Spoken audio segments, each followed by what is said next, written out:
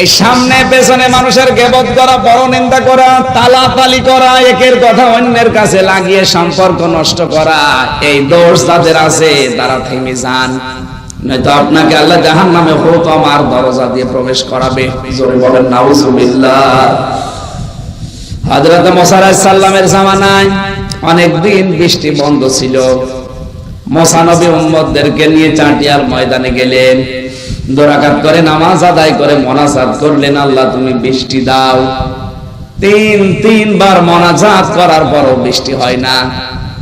মুসা নবী রাগী নবী ছিলেন, রেগে গেলেন, ডাক দিয়ে বলে রব্বুল আলামিন, এগুলো নয় আমার উম্মত, কিন্তু তোমার তো বান্দা, তোমার মায়া লাগে না? আল্লাহ তাআলা বলেন মুসা মায়া লাগে কিন্তু বৃষ্টি দেব না। মায়া লাগে বৃষ্টি দেবে না মানে তোমার দেওয়াই লাগবে। আল্লাহ তাআলা বলেন না আমি দেব না। মুসা নবী বলছে দেওয়া লাগবে। আল্লাহ পাক বলেন দেব না, দিতে পারি, কিন্তু তুমি যাদের নিয়ে দোয়া করছিলে ওদের ভেতরে একজন নামিমা, তালাতালি করা, একের কথা অন্যের কাছে লাগিয়ে সম্পর্ক নষ্ট করে দেয়, এরকম একজন আছে।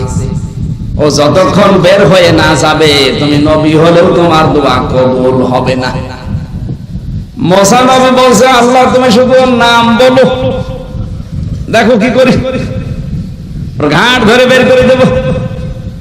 আল্লাহ তাআলা বলেন না, এতগুলো মানুষের সামনে ওকে অপমান করবো, আমি নাম বলতে পারবো না।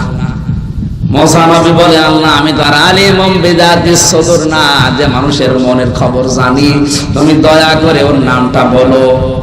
আল্লাহ বলেন নাম বলা যাবে না, তবে একটা কায়দা তোমারে শিখাই। এই যাদেরকে নিয়ে দোয়া করছিলে সবাইকে নিয়ে তওবা করো, মন থেকে যদি সবাই তওবা করো তাহলে তোমাদেরকে আমি বেগুনাহ ব্যক্তির মতো বানিয়ে দেব। এবার দোয়া করে দেখো, অবশ্যই দোয়া কবুল হবে। হযরতে মুসা দোয়া করলেন, সবাইকে তওবা করার পরে আমার আল্লাহ বৃষ্টি নাযিল করে দিলেন। তাহলে তালাতালি করা এই রোগটা কত মারাত্মক, নবী পর্যন্ত থাকলেও দোয়া কবুল হচ্ছে না।